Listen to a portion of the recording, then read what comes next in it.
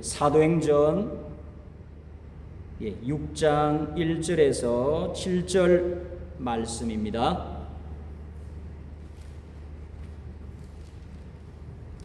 우리 한 목소리로 같이 읽을까요?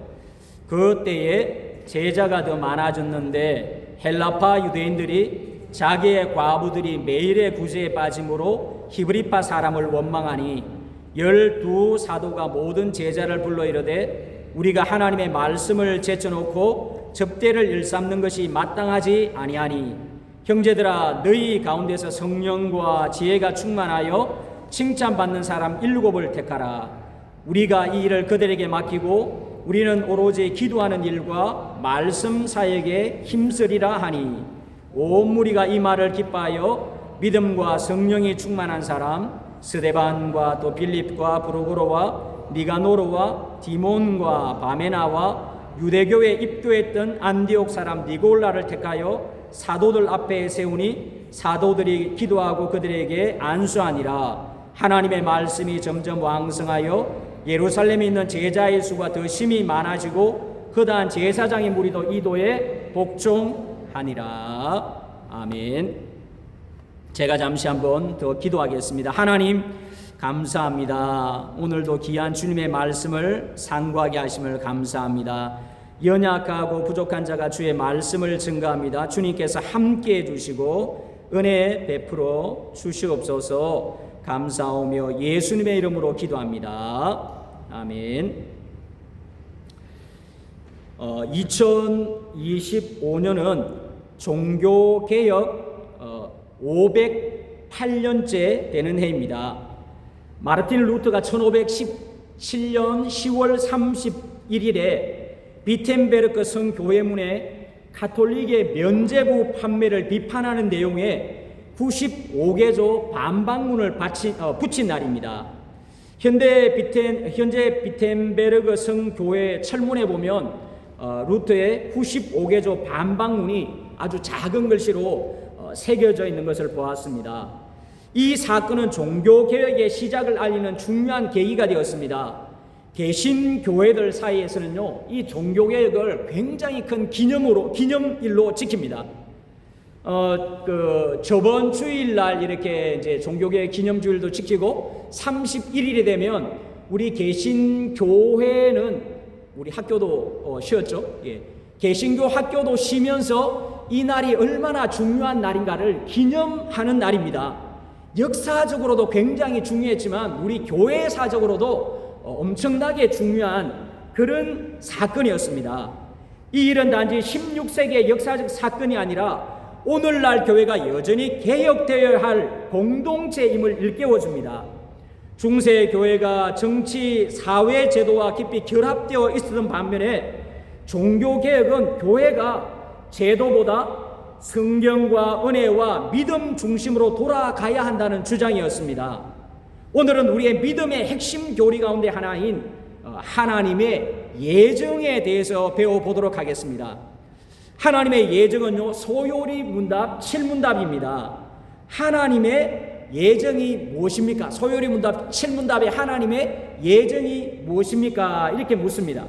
답이 뭐냐면요, 한번 따라 하시겠습니까? 하나님의 예정은 그 뜻대로 하신 영원한 경륜인데 이로 말미암아 자기의 영광을 위하여 물어되어가는 일을 작정하신 것입니다. 하나님의 예정, 여러분 하나님의 예정에 관해서 한번 들어보셨습니까? 처음 들어보죠? 에베소서 1장 4절과 11절을 우리 한번 같이 찾아보도록 하겠습니다. 에베소서 1장 4절과 11절입니다.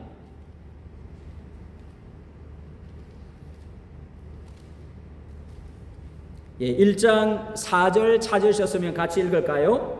곧 창세전에 그리스도 안에서 우리를 택하사 우리로 사랑 안에서 그 앞에 거룩하고 흠이 없게 하시려고 11절 말씀입니다.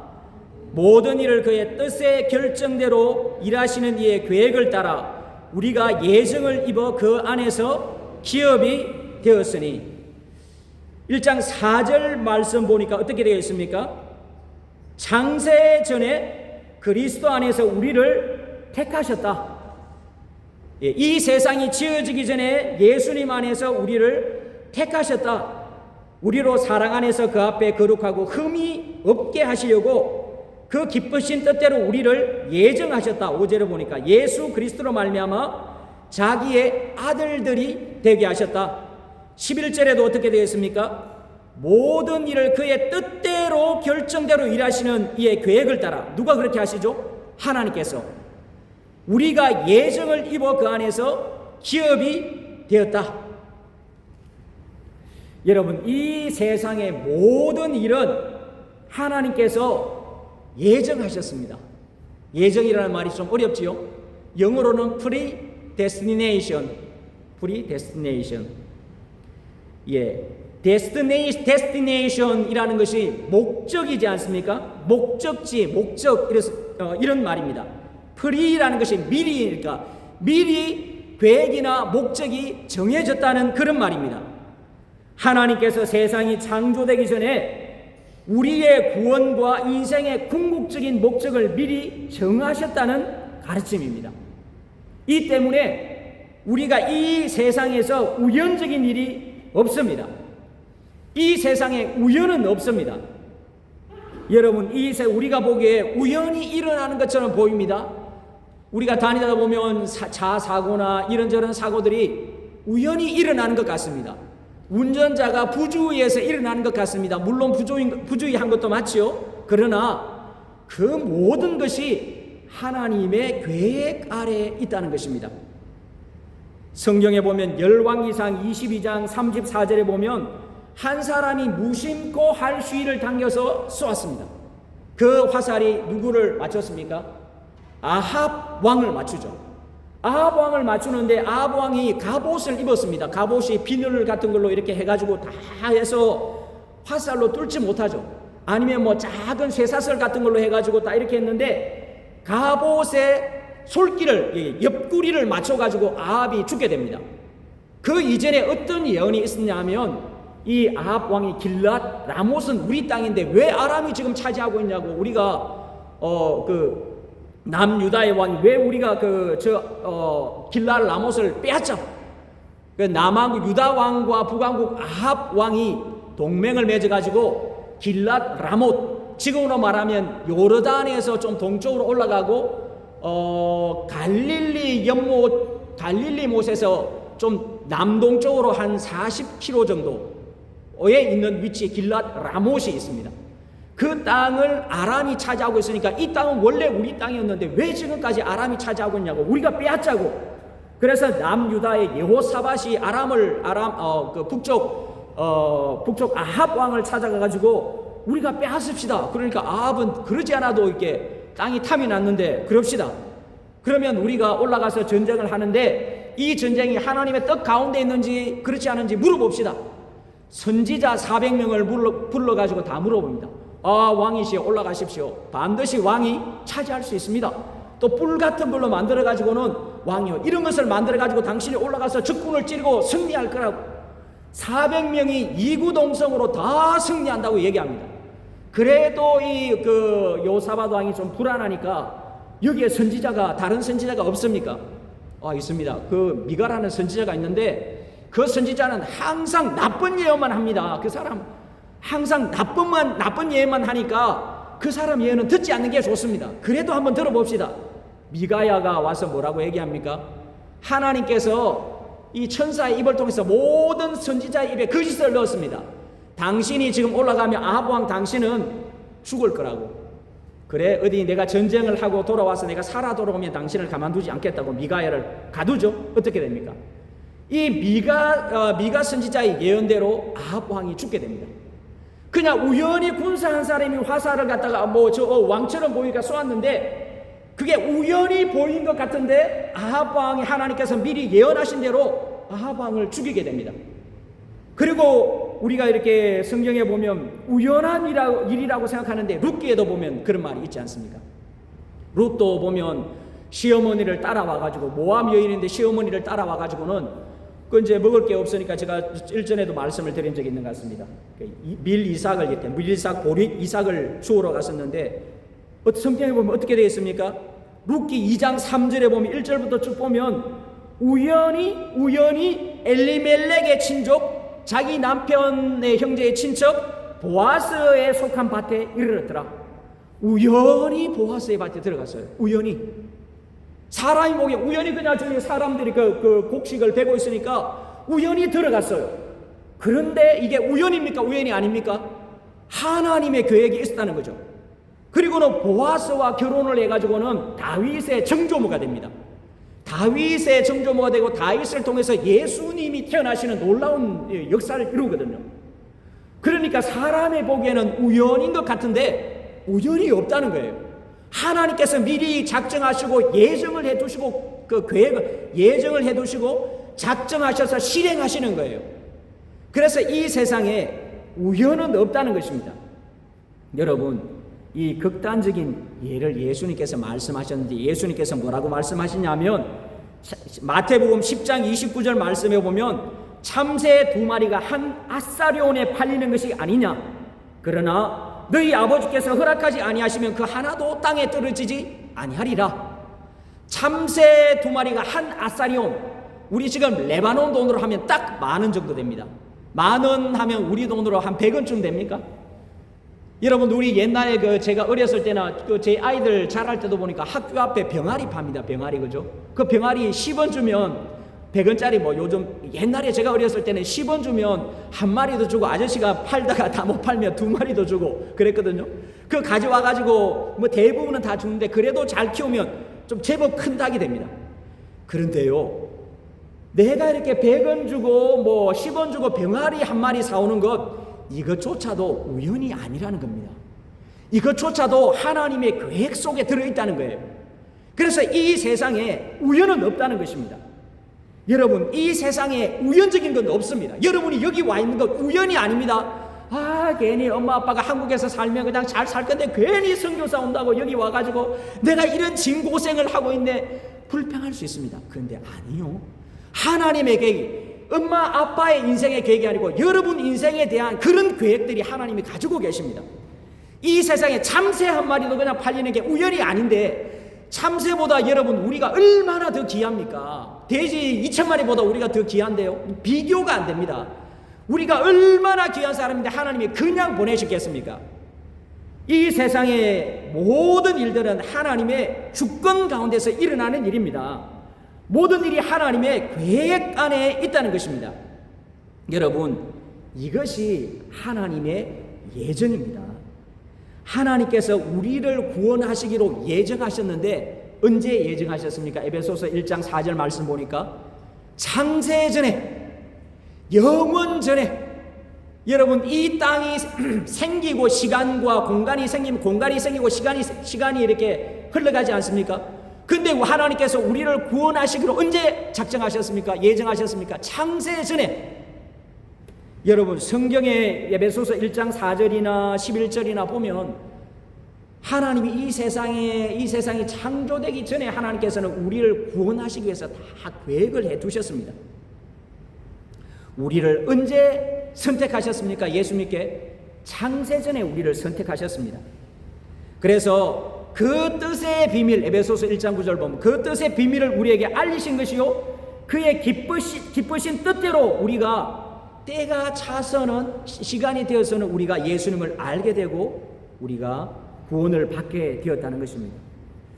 여러분, 내가 예수님 믿는 것은 내가 그냥 예수님 믿었으니까 내가 예수님 믿나? 그게 아닙니다. 여러분, 내가 믿었으니까 내가 예수님을 알고 내가 구원받았구나, 그게 아니고요, 내가 하나님께서 창세전에 예수 믿도록 이미 예정을 해 두셨습니다.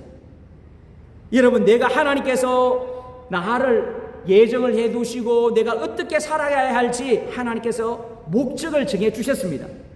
우리 인생의 궁극적인 목적이 무엇입니까? 소요리 문답 제1문답입니다. 인생의 궁극적인 목적이 무엇이냐?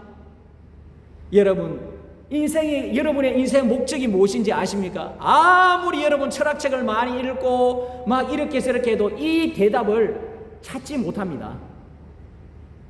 우리 성경에서 가르치는 것이 뭐냐면 하나님을 영화롭게 하고, 한번 따라 하시겠습니까? 하나님을 영화롭게 하고 영원토록 그분을 즐거워하는 것입니다. 하나님을 영화롭게 하고 영원토록 그분을 즐거워하는 것입니다. 사람의 제 첫 번째 되는 목적이 뭐냐면 하나님을 영화롭게 하고 하나님의 모습이 내 삶을 통해서 나타나게 하고 영원토록 하나님을 즐거워하는 것입니다.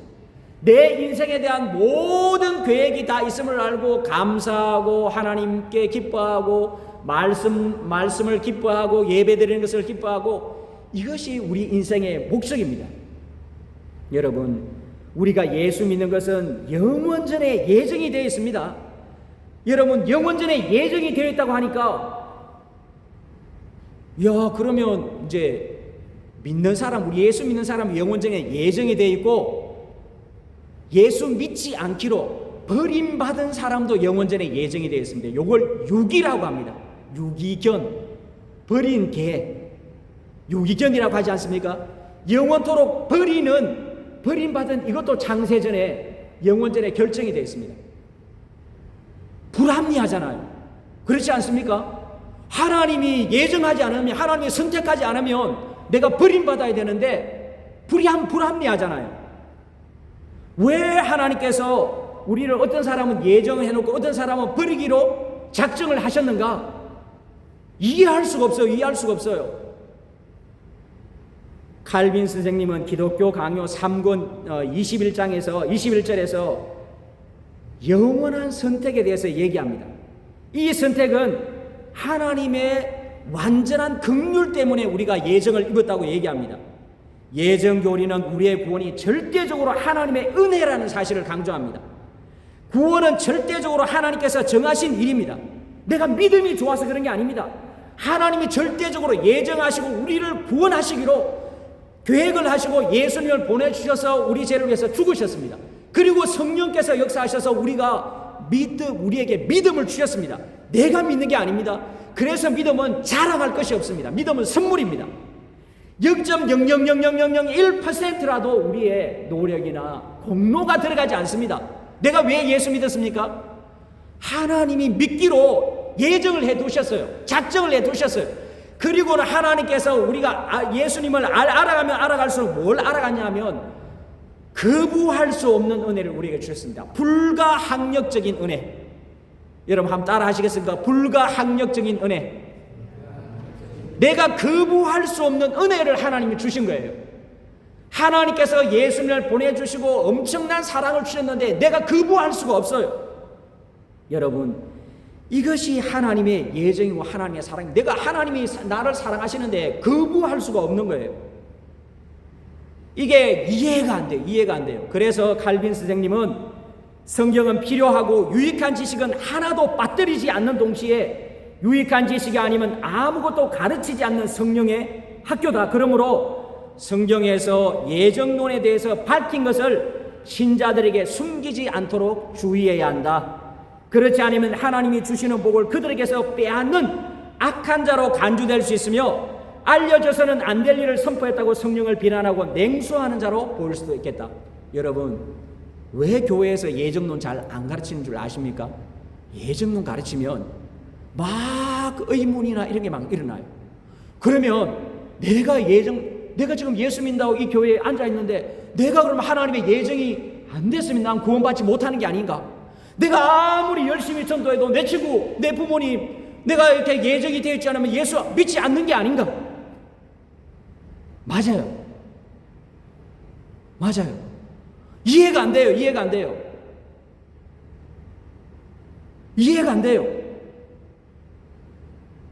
여러분, 우리는 누가 하나님이 예정이 되어 있고 버림받은 사람이라고 몰라요. 하나님의 예정과 계획과 작정과 섭리 안에 뭐가 있냐면 우리가 이 땅에 와서 사람들에게 복음을 전하는까지 다 포함되어 있습니다.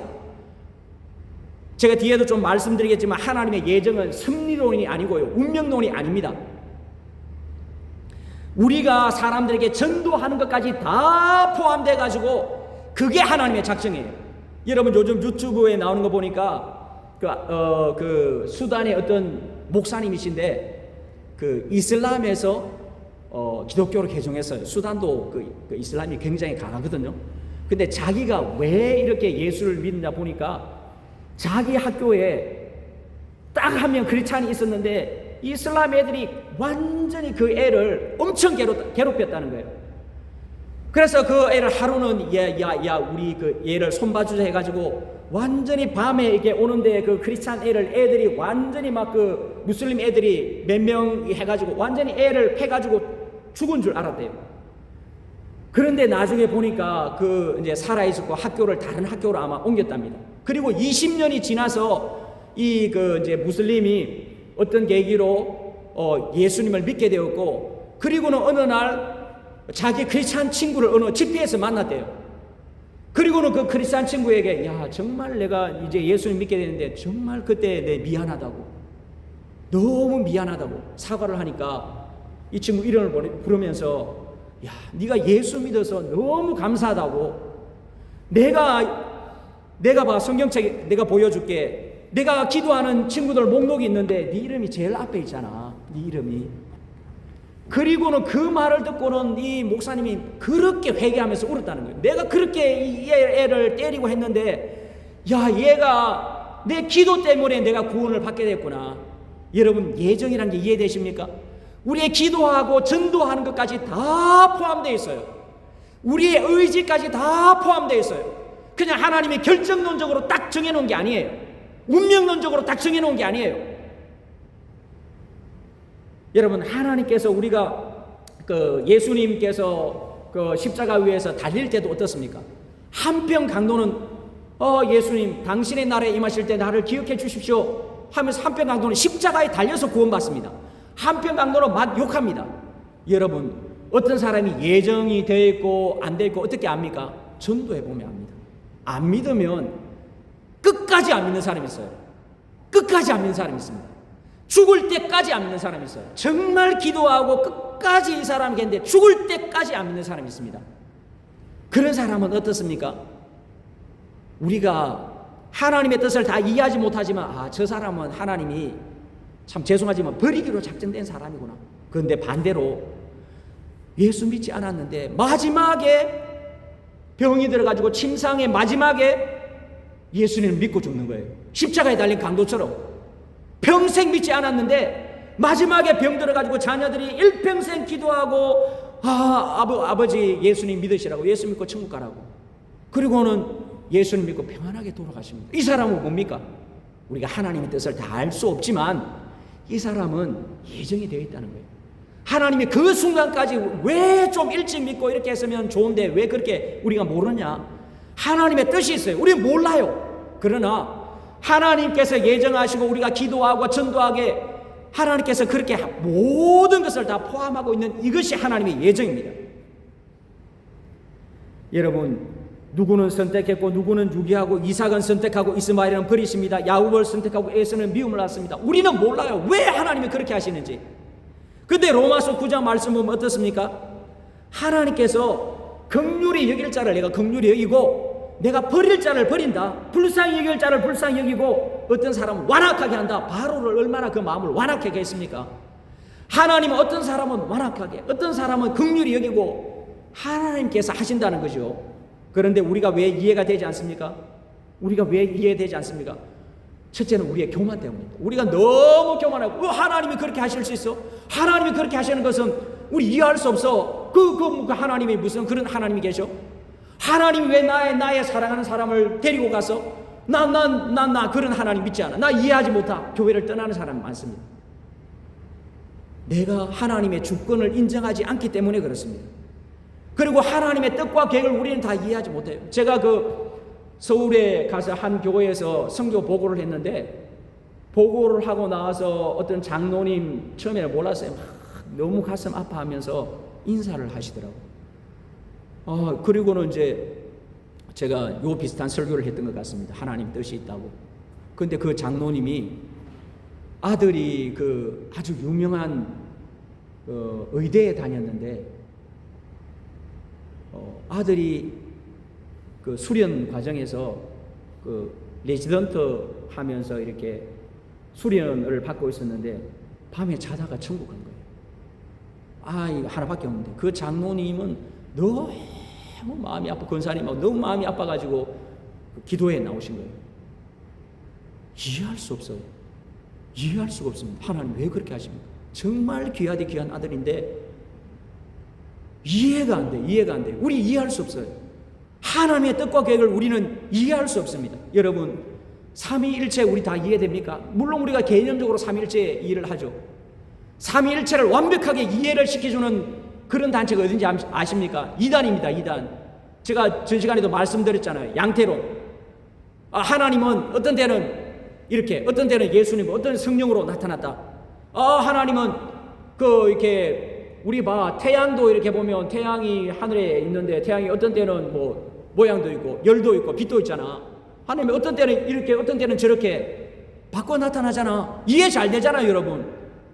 하나님이 완전 삼위일체가 그런 식으로 딱 이해되잖아요. 근데 이게 뭡니까? 이단이지 않습니까? 완전히 이렇게 삼위일체를 그런 식으로 딱 이해는 잘 되는데 이게 성경이 가르치는 삼위일체가 아니거든요. 하나님은 물 같은 존재, 물 같은 존재. 물을 그저 일반적으로 보면 액체지만 끓이면 기체가 되잖아. 똑같지만. 근데 얼리면 고체가 되잖아. 하나님은 삼위일체라는 그런 하나님으로 이해하면 돼. 근데 어떻습니까? 아니지 않습니까? 성부와 성자와 성령 하나님이 본질로서는 한 하나님이 계시고 나누어 주시거나 나눠지지 않죠. 인격적으로는 성부와 성자와 성령이 계시지 않습니까? 세례 받을 때도 예수님께서 하나님께서 있는 내 사랑하는 아들이다. 성령이 내려오시고 예수님이 함께 계시잖아요. 분명히 세 분으로 계시면 나누어지거나 분리되지 않습니다. 그런데 우리가 삼위일체를 갖다가 양태론 형태만 바꿔서 나타난다거나 단지 피조물로만 보고 예수님을 피조물이다, 신이 아니다 이렇게 보는 아리우스주의, 이런 게 이단이거든. 그런데 이해는 잘 돼요. 삼위일체를 우리가 이해할 수 없습니다. 어떻게 해야 됩니까? 우리가 삼위일체를 완벽하게 다 이해를 못하는데 어떻게 해야 됩니까? 믿어야죠. 우리가 믿어야 됩니다. 여러분, 마찬가지입니다. 우리가 예정교리도 마찬가지입니다. 우리가 18세기 이후의 사람은 내가 이성적으로 납득이 되고 과학적으로 합리적으로 납득이 돼야지 믿습니다.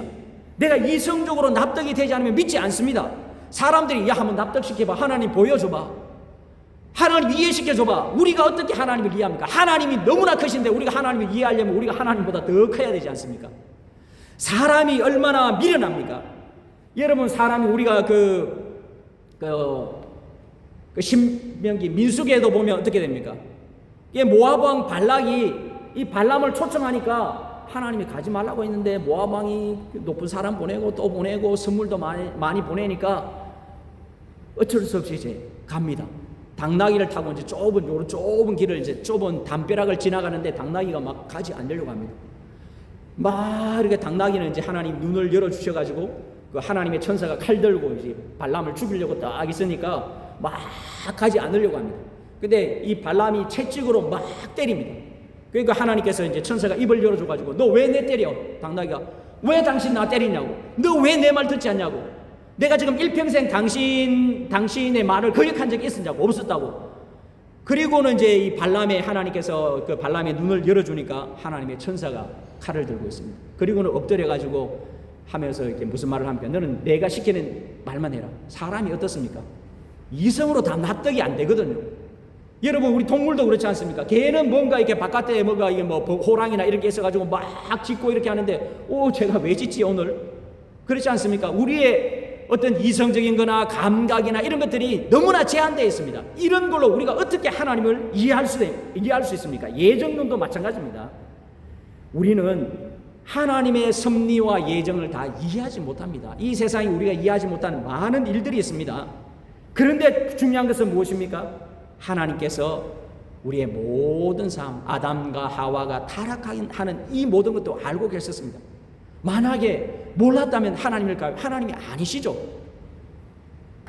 여러분, 그래서 우리가 이런 것을 어떻게 이해해야 합니까? 우리는 이성으로 이 모든 것을 다 이해할 수 없다. 우리가 이성으로 모든 것을 다 이해할 수 없다. 하나님께서 모든 것을 작정해 두셨는데 우리의 이해력으로, 우리의 이성으로 불가하다. 또 하나는 뭡니까? 하나님의 거룩한 속성과 이것을 우리가 이해하고 하나님은 절대적으로 선하다는 것을 믿어야 합니다. 여러분 믿으십니까? 하나님은 여러분의 인생과 구원에 관해서 절대적으로 선하신 계획을 가지고 있습니다. 믿으십니까? 동의하십니까? 하나님은 우리 인생에 관해서 절대적으로 선하신 것을 우리가 믿어야 합니다. 말씀은 정직하며 그 행사는 다 진실하다. 하나님은 선하십니다. 우리 인생을 가장 선하게 인도하십니다. 로마서 8장 28절 여러분 다 알고 계시지 않습니까? 우리가 알거니와 하나님을 사랑하는 자, 그 뜻대로 부르심을 입은 자들에게는 모든 것이 합력하여서 선을 이루느니라. 여러분, 하나님께서 우리의 선하셔서 우리를 가장 선하게 우리 인생을 인도하십니다. 우리는 이것을 믿어야 합니다. 그리고 구원은 완전히 하나님의 일입니다. 하나님께서 절대적으로 우리를 구원하십니다. 그래서 우리가 이런 그 하나님의 예정과 구원을 믿어야 하는데, 내가 이렇게 하나님께서 예정과 구원 불합리하거나 믿음이 없거나 뭐 이럴 수 있는데, 하나님은 절대적으로 선하시다. 여러분, 우리가 하나님의 그 예정을 믿으면, 제가 앞에서도 말씀드렸지만, 하나님께서 모든 것을 다 결정해 놓으셨다면 내가 뭐 열심히 뭘 할 필요도 없지 않냐? 그렇지 않습니까? 하나님이 이미 내 인생에 대해서 다 결정을 해 놓으셨는데 내가 뭐 열심히 할 필요도 없고 공부할 필요도 없고 그냥 뭐 내가 살아가면 되지. 하나님이 이미 예정을 해 놓으셨는데, 요게 이제 예정에 대해서 잘못되게 오해한 겁니다. 오해. 이게 결정론입니다. 운명론입니다. 특별히 이제 운명론, 헬라 철학에서도 운명론을 얘기했었고요. 우리 대부분의 우리나라의 그 믿지 않는 어른들도 운명론 가운데 있습니다. 운명론이 뭐하면, 여러분 어른들한테 참 죄송하지만 그 팔자라는 말 들어보셨습니까? 아이고 내 팔자야, 아이고 내 팔자야. 뭡니까? 자신의 불행한 인생에 대해서 그것을 이해하고 받아들이는데, 왜 그러냐면 이게 내 팔자기 때문에, 내 운명이 이렇게 결정되어졌기 때문에 나는 더 이상 뭐 할 수 없어. 이건 내 팔자야. 그걸 받아들입니다. 물론 그 부분에서는 좋지만, 그러나 하나님의 예정은 그렇지 않습니다. 하나님의 예정이라는 것은 우리가 최선을 다해서 살아갈 수 있도록 하나님께서 은혜를 주십니다. 여러분, 하나님께서 예정을 해주시고 하나님이 예수님을 보내주시고 말씀과 기도를 통해서 우리 인생을 가만히 있지 못하게 합니다. 최선을 다해서 살아가게 합니다. 여러분, 예정론이 뭐냐면 그냥 살아가는 게 아니고, 하나님께서 말씀을 주시고 은혜를 주시고 기도하게 하시고 하나님이 은혜를 주시면 가만히 있지를 못합니다. 가만히 있지를 못합니다. 하나님이 은혜를 주시면요, 막 우리가 가만히 있지를 못합니다. 뭔가 이렇게 내가 이웃에게 사랑을 베풀고 뭔가 공부하는 사람은 새로운 것들을 만들어내고, 계속해서 하나님께서 이건 믿지 않는 자들에게 성령의 은혜를 주셔가지고 우리를 가만히 있지 못하게 해요. 여러분, 유럽도 보면 그런데요, 우리가 이렇게 기독교 개신교회가 나오면서 뭐가 나오냐면 자본주의가 나왔고요, 개신교회가 나오면서 민주주의가 나왔어요. 우리가 자본주의에 관해서 우리가 늘 이렇게 목사님들이 너무 많이 비판을 하는데, 자본주의가 어디서 나왔냐면 성경을 연구하는 데 관해서 자본주의가 나왔습니다. 성경을 연구하면서 보니까 자본주의가 나왔고, 민주주의가 어디에서 나왔느냐? 성경 가운데서 민주주의가 나왔습니다. 사람의 인격을 하나님이 지었을 거, 모든 사람은 존중받아야 된다. 그리고 성경의 가르침을 보면요, 우리 그 신명기 가르침도 보면 왕에게 얘기를 합니다. 왕은 말을 많이 두지 말고, 왕은 부인을 많이 두지 말고, 왕은 금과 은을 많이 두지 말라. 이게 현대 정부로 얘기하면 정부를 작게 하고 효율적으로 하라는 겁니다. 그리고 성경의 가르침들을 보면 우리는 은혜 받고 이렇게 했는데, 여러분 우리도 요 뒤에 보면 다 위층에 난간이 다 있잖아요. 난간을 이렇게 여러분 뒤에 한번 돌아보시겠습니까? 난간, 저 2층에 보면 난간이 있죠. 왜 난간 만들어뒀습니까? 떨어지지 말라고. 이스라엘 신명기 말씀 보면 집을 만들고 난 다음에 반드시 난간을 만들으라고 되어 있습니다. 왜요? 이스라엘 집은 위에서 올라가서 잠을 자기도 하고 아이들이 올라가서 놀기도 하거든요. 이웃집에 아이가 와가지고는 자기 집에 있는 아이는 늘상 조심을 하는데, 이웃집 아이가 놀다가 조심하지 않고 그게 떨어지면 어떻게 됩니까? 그 피가 내 머리로 돌아갈지라. 그 주인의 머리로 돌아간다. 그래서 반드시 난간을 만들어라. 안전을 위해서 반드시 난간을 만들어라. 이걸 우리 사회에, 우리 삶에, 우리 가정에 적용하면 뭡니까? 모든 게 우리가 살아가면서 안전한가? 문짝 하나도 내가 손가락 다쳤으면 안전하지 않은데 안전하게 만들어라. 우리 사회의 장애자들에 대해서 장애자들이 다니기 좋은가? 장애자들이 편하면, 연약한 사람들이 편하게 살 수 있으면 모든 사람이 다 편하게 살 수 있습니다. 그래서 우리가 그냥 은혜 받고 사는 것이 아니고, 기독교라는 것은 성경을 연구하고 거기에서 나온 사상들을 가르치고 사회에 적용해서 거기에서 자본주의와 민주주의가 나오고, 지금 세상이 얼마나 풍요로워졌습니까? 중세시대만 해도 사람들이 다 굶주렸거든요. 왕이나 귀족들만 그냥 좀 먹고 살았지, 모든 사람들이 다 이렇게 어떤 기술이나 이런 발전도 되지 않으니까 굶주렸습니다. 여러분, 그래서 우리 종교개혁을 기념하면서 뭘 기념합니까? 말씀으로 돌아가자. 믿음으로 돌아가자. 행위를 의지하는 것이 아니다. 우리가 종교개혁을 기념하면서 말씀으로 돌아가자. 말씀이 우리를 살린다. 내가 변화되고, 자꾸 다른 사람 변화되게 기도하지 마시고요, 내가 변화되게 기도해야 됩니다. 내가 변화되면 내 이웃이, 이 사랑이 흘러넘쳐서 이웃이 변화가 되고요, 자꾸 우리는 이 레바논이 변화되게 해달라고 기도합니다. 아닙니다. 내가 변화되고 내 가정이 변화되게 해달라고. 말씀으로 돌아가야 됩니다. 말씀이 우리를 살립니다. 열왕기하 4장에 수넴 여인이 죽은 자기 아들을 이제 데리고 이렇게 엘리사를 찾아오죠. 엘리사가 어떻게 합니까? 엘리사가 죽은 아이가 있는데 올라가가지고 자기 몸을 엎드려가지고 입은 입에 대고 손은 손에 대고 이렇게 해가지고는 아이 위에 올라가 있습니다. 문을 닫고. 왜 그렇게 하죠? 엘리사가 하나님의 말씀을 증거하는 선지자입니다. 하나님의 말씀의 영이 죽은 아이의 입에 닿으니까 어떻습니까? 죽은 아이가 살아납니다. 그리고 한 번으로 끝이 나나요? 한 번으로 하지 않고 한 번 더 방안을 돌고는, 방안을 다 돌아다니고는 한 번 더 죽은 아이에 입을 대고 손을 대고 눈을 대고 그렇게 하니까 어떻습니까? 아이가 재채기를 7번 하고 살아나죠. 이 말씀이 포로기에 이스라엘 백성들에게 무슨 메시지를 던져주냐 하면, 포로기의 이스라엘 백성들은 하나님에 대해서 실망했습니다. 포로기의 이스라엘 백성들은 죽은 아이와 같이 그 신앙이 차갑게 식어져 있어요. 여러분, 죽은 사람 만져봤습니까? 차가워요. 죽은 아이처럼 차갑게 식어져 있는데 하나님의 말씀의 영이 그들에게 임하면 살아난다는 거예요. 포로기 사람들에게, 하나님께 실망하고 죽은 믿음을 가지고 있는 사람들에게 하나님의 말씀이 선포되고 하나님의 말씀에 터치가 되면 살아난다는 거예요. 에스겔서 37장에 왜 뼈의 환상을 보여줍니까? 이스라엘 포로로 잡혀간 이스라엘 백성들이 다 죽었다는 거예요. 영적으로 다 죽었고 육신적으로 다 죽었고 하나님에 대한 기도가 없었고 다 뼈들밖에 없어요. 그런데 어떻습니까? 하나님께서 선지자를 통해서 말씀을 주시고 영을 주셔가지고는 뼈들이 다 살아나잖아요. 무슨 환상입니까? 다 살아난다는 환상이죠.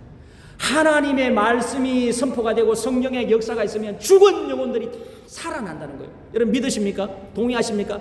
여러분들이 하나님의 말씀에 터치가 되면 영혼이 살아난다는 거예요. 한 번 해서 되지 않고 점차적으로 한 번, 두 번 주님의 말씀을 듣고는 영혼이 살아나고 여러분의 삶이 엄청나게 변화가 돼요.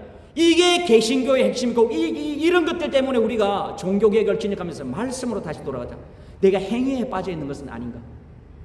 여러분, 이스라엘 백성들이 결국은 말씀으로 돌아왔잖아요. 하나님 말씀이 살리지 않습니까? 말씀이 살려가지고는 그들이 정말 기대할 수 없는 그런 말씀인데, 그들이 포로기에서 돌아오는데 시편 122편 말씀이 보면 어떻습니까? 우리가 돌아올 때에 꿈꾸는 것 같았도다. 땅이 춤을 추고 정말 이런 일이 어떻게 했냐고. 이게 지금 꿈인지 생신지 도저히 가능하지 않았던 일이 일어났다는 것입니다. 여러분, 우리가 어떤 비전을 봐야 됩니까? 우리 영혼도 살아나야 되지만 우리가 이 중동에 죽어있는 영혼들이 하나님의 말씀에 터치가 되면 살아난다는 비전을 봐야 됩니다. 여러분 믿으십니까? 동의하십니까? 우리 중동 땅이 어떤 땅입니까? 예수님이 복음 전한 땅 아닙니까? 우리 중동이 어떤 땅입니까? 여러분 지금 어디 걸프 오만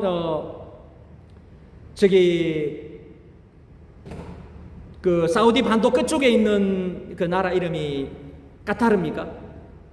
그쪽에서 보면 교회의 그 기념물이 발견이 돼요.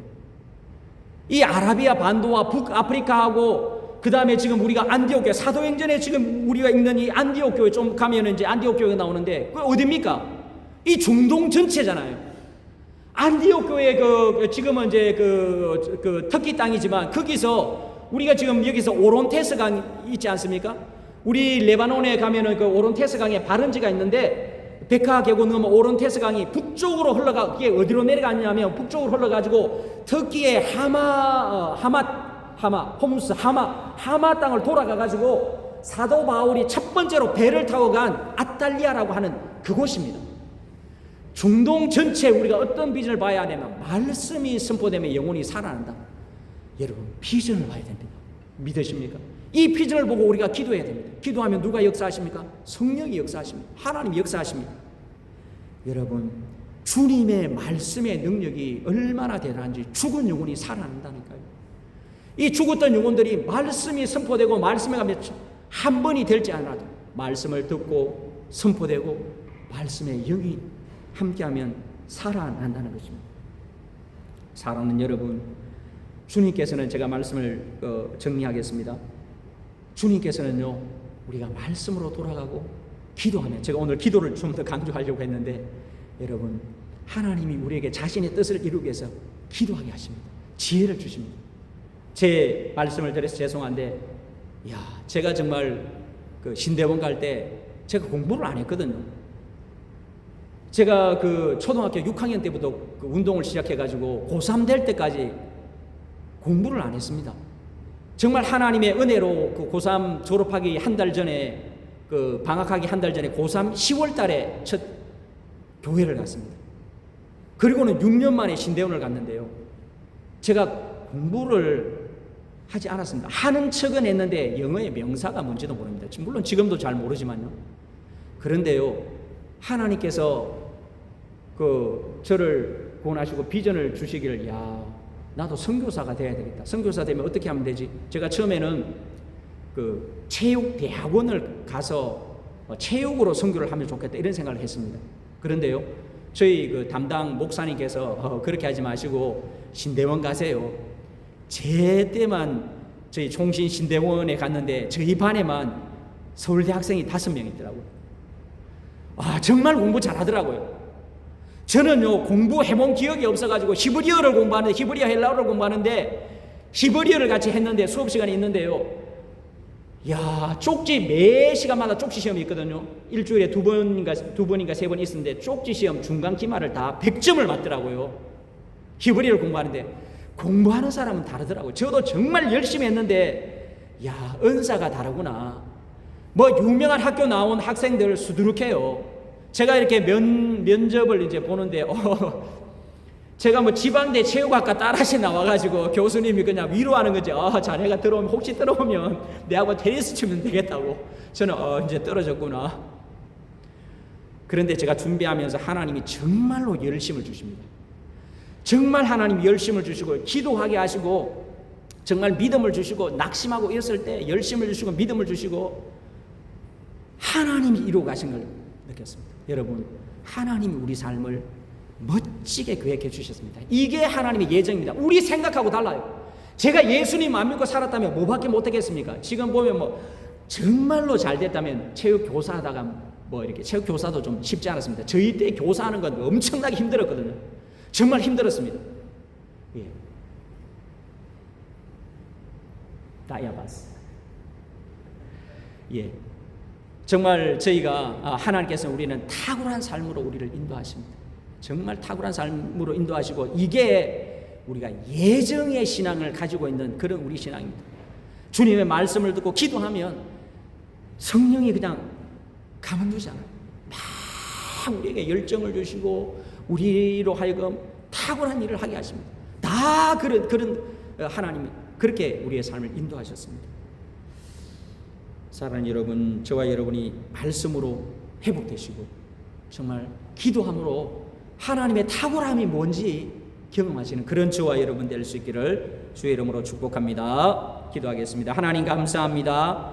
우리에게 예정해 주시고 우리를 예수 믿게 해주시고 은혜 더하심을 참으로 감사합니다. 하나님 아버지, 우리 모든 성도들에게 이 예정의 신앙을 갖게 해주시고 주님 안에서 하나님 모든 것들이 선을 이루어간다는 것 사실을 깨닫게 해주시고 하나님, 우리가 말씀으로 살아나게 하시고 기도로 하나님의 능력을 덧입을 수 있도록 도와주시옵소서. 하나님 아버지, 이 중동 땅의 모든 영혼들이 살아나게 해주시고 하나님의 말씀의 능력을 경험하는 그런 우리 모든 성도들 될 수 있도록 도와주시옵소서. 감사하며 예수님의 이름으로 기도합니다.